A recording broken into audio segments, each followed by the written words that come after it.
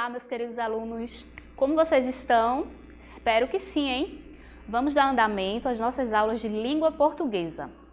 Hoje vamos aprender um pouco sobre os homônimos e os parônimos, certo? E por que é relevante aí aprender esse assunto? Bom, coloquei aqui essa habilidade, identificar os efeitos de sentido provocados pela seleção lexical, topicalização de elementos e seleção e hierarquização de informações, uso de terceira pessoa, entre outros. Mas antes de aprendermos aí esse conteúdo, vamos recitar uma poesia, vamos apreciar essa poesia, tá certo? Primavera, obrigado por sempre voltar. E essa poesia encontra-se nesse livro aqui, ó, uma antologia de poesias, contos e crônicas da Casa da Poesia. E eu vou recitar para vocês. Esse poema é de minha autoria e eu vou recitar para vocês.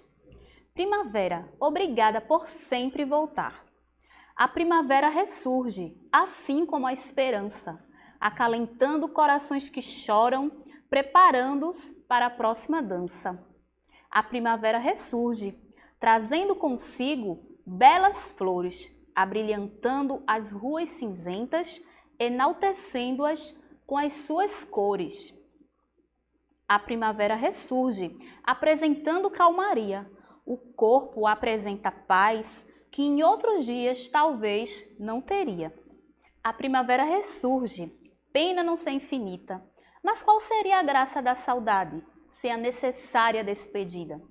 Nesse movimento oscilatório, percebemos a sua missão, que não seria notada se todos os dias nos desse as mãos. A primavera ressurge, alimentando a saudade, revivendo bons momentos, trazendo à tona a felicidade. Pronto.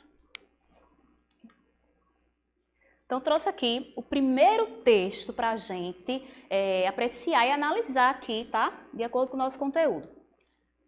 Então, no primeiro quadrinho temos adoramos cestas. No segundo quadrinho, ó, adoramos cestas. E no terceiro, adoramos cestas. Então, assim, de acordo com a sonoridade aí desse texto, né, quando a gente escuta o som, dá a impressão que é a mesma palavra, cesta, né? Mas aí dentro do contexto e também observando a grafia das palavras, percebemos que trata-se aí de palavras diferentes. Ó, no primeiro quadrinho mesmo, tá ali o menino e o sapo dentro de uma cesta.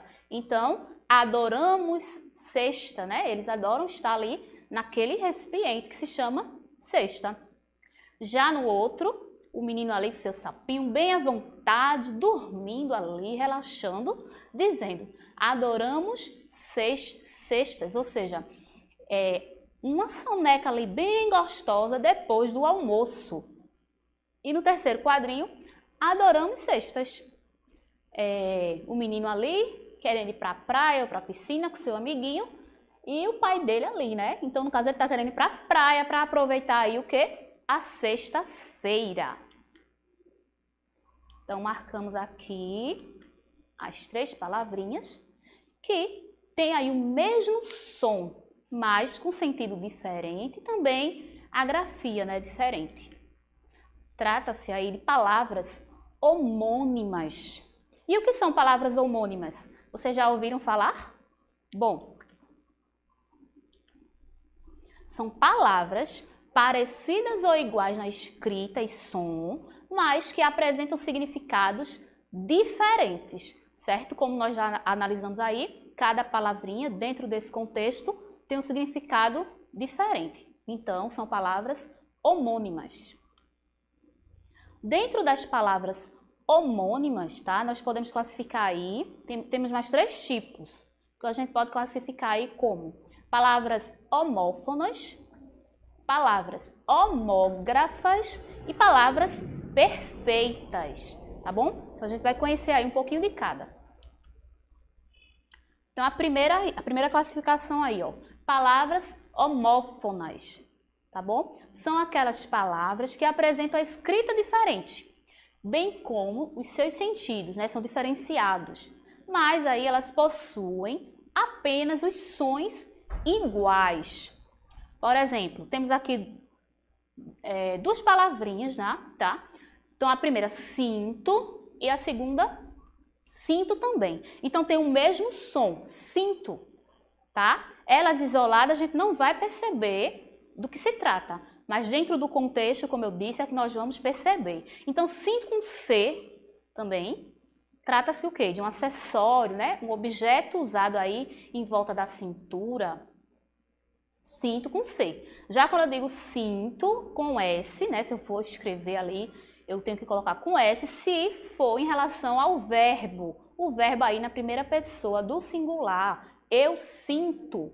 Então, ó, duas palavras diferentes quanto à grafia, iguais quanto ao som, mas diferentes quanto à grafia e ao significado.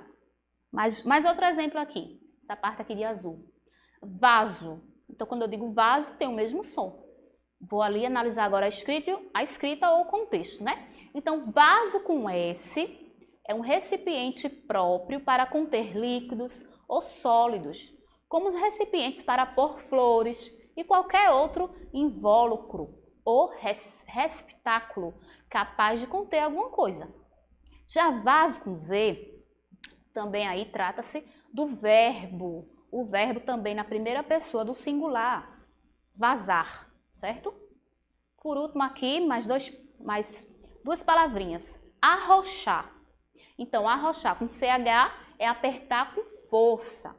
E arrochar com X tem aí a ver com a cor roxa, ó, deixar algo aí na cor roxa. E aí, estão compreendendo bem? Acredito que sim, porque vocês são muito inteligentes. E esse assunto também, ó, tá fácil de aprender. Então vamos lá. Vamos agora ver a segunda classificação, que é palavras homógrafas. São aquelas palavras que possuem sentidos diferentes, assim como a sonoridade. A sonoridade aí dessas palavras são diferentes, mas elas apresentam apenas a grafia igual. Então, quando eu digo molho, com esse som ó, fechado, molho, trata-se aí de um caldo, certo?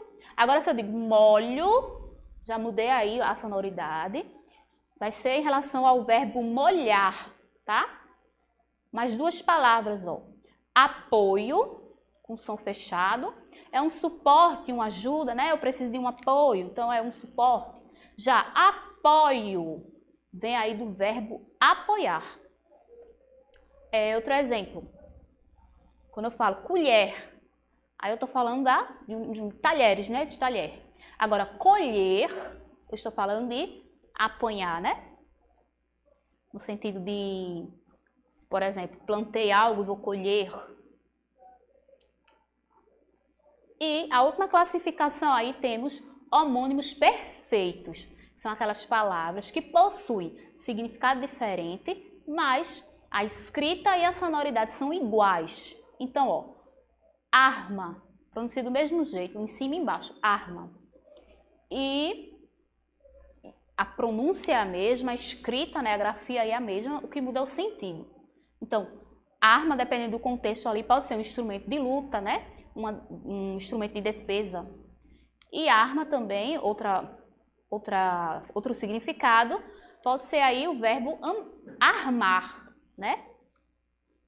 Outro exemplo, verão. Então, pode ser a estação do ano ou do verbo ver. Eles verão. Outro exemplo, são. Então, são pode ser saudável. Quando eu digo ele é são, né? Ele é saudável. E são também, dependendo aí do contexto, pode ser referente aí ao verbo ser. Mais exemplos para vocês. Lembrem-se sempre, para vocês ficarem sabidos aí, em qualquer assunto que seja, tem que ser com muita prática, muita leitura. Então, quanto mais exemplos, melhor. Então, vamos lá. Eu trouxe aqui três palavras, livro, corte e apontar.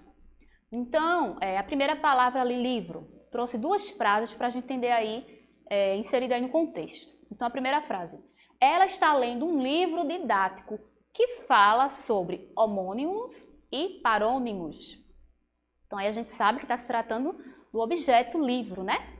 Já embaixo, ó, eu te livro da acusação de estar planejando algo. Então, quando eu digo eu te livro, aí a gente já está percebendo que é em relação ao verbo e não do livro substantivo, tá bom? É a palavra corte. Trouxe 3 frases. Então, o menino precisa cuidar desse corte. Segundo ali, comprei esse corte de roupa que estava na promoção. Criança não pode usar faca, é melhor que um adulto corte. Então, 3 frases aí, ó, com significados diferentes em cada uma. Embaixo, apontar. Ele deve apontar tudo que o professor falar sobre homônimos e parônimos. Ela devia apontar o lápis antes de escrever. É feio apontar com o dedo os defeitos das pessoas. Então, ó, palavras iguais aí, com a escrita, né? Igual, mas diferente quanto ao significado. Trouxe um exemplo com imagens assim, que eu acho bem interessante, né? Essa palavra manga. Então, temos aqui, a manga de uma roupa, né? Pode ser de uma blusa, outra peça, e a manga, que é a fruta. E também trazendo um pouco aqui para a nossa região, né? Algo que não é legal, viu? Às vezes a gente fala assim, manga no sentido de mangar, né? De ficar rindo, zombando. Ele manga, também tem essa opção aí. Então, ó, a mesma palavra, o mesmo som, mas dependendo do contexto aí, significados diferentes. Pronto. Trouxe aqui outro texto, que agora é uma notícia, tá? Do site aqui, essa referência do Extra. E o título: banhistas enfrentam longas filas na volta da praia para casa. Rio. Os cariocas que foram às praias de Ipanema e Copacabana de ônibus neste domingo enfrentam longas filas na volta para casa. Nos pontos de ônibus da Avenida Nossa Senhora de Copacabana, as filas chegam a 100 metros de comprimento, mas a situação é tranquila. Uma equipe de 4 policiais do 19 BPM Copacabana está de prontidão na esquina das ruas Francisco Otaviano e Nossa Senhora de Copacabana. Segundo eles, apesar do movimento intenso, não está havendo tumultos. Então, eu trouxe essa notícia para vocês para destacar aqui uma palavrinha. Comprimento, tá? Que tem outra palavrinha também que é parecida com ela, no som, mas com grafia diferente e também significado diferente. Que temos aqui, né? Comprimento, que é a dimensão que vai de uma extremidade à outra, tá? Referente aí a tamanho, ou que se refere ao tamanho de um objeto, de uma superfície, como ele falou aqui, ó. As filas chegam a 100 metros de comprimento, ou seja, quando eu uso aí comprimento com O, eu estou falando em relação ao tamanho, que a fila era extensa, era muito grande. Já temos cumprimento com U, que é uma ação ou efeito de cumprir, de executar, de realizar algo, uma execução completa de algo, cumprimento de sentença e também diz respeito aí a uma saudação, tá? Que agora na pandemia a gente ainda está com todo cuidado, tem que se cumprimentar assim, ó, nada de aperto de mão por enquanto. Então temos aí 2 situações diferentes, cumprimento com O e cumprimento com U. Vamos agora para outro tipo de palavras, que são as palavras parônimas. Nós já vimos as homônimas, agora vamos para as parônimas. São aquelas palavras que possuem grafias semelhantes, mas significados diferentes. Então, temos aqui a primeira ali, primeira duplinha. Bebedouro e bebedor, tá? Elas não são iguais, elas são semelhantes, a grafia, né? Bebedouro, bebedor. E o significado é diferente também. Então, bebedouro, local onde se bebe. E bebedor, aquele que bebe. Cumprimento e comprimento, nós já vimos agora, né? Cumprimento pode ser aí uma saudação. Cumprimento com O, extensão. Dispensa e despensa. Então, dispensa com I, o ato de dispensar. e com E, local onde se guardam mantimentos. Estadia e estada.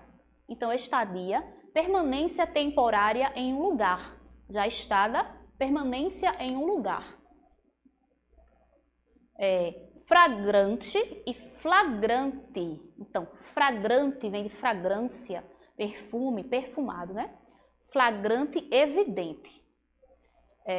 Iludir e eludir.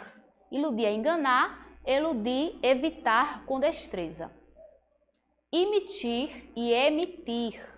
Imitir aí, ó, é fazer entrar. Emitir é lançar fora de si. Peão e peão, ou acho até parecido aí, peão e peão mesmo. Agora peão com I e peão com E. Então, peão, brinquedo de madeira, e peão pode ser a peça de xadrez aí, ó. Suar e soar. Suar, transpirar. Soar é o produzir som. Triplicar e treplicar. Triplicar, ó, multiplicar por 3 e treplicar, responder a uma réplica. Vamos praticar aqui agora com textos, tá? A gente já viu esse gênero textual aí, a tirinha, então vamos prestar bastante atenção.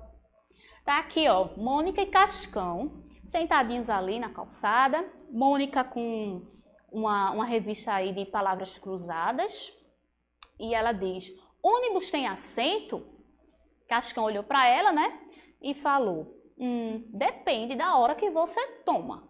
Então ele viu ali passando o ônibus ali super lotado, as pessoas correndo para tentar pegar o ônibus. Com certeza algumas pessoas não iam aí encontrar esse assento.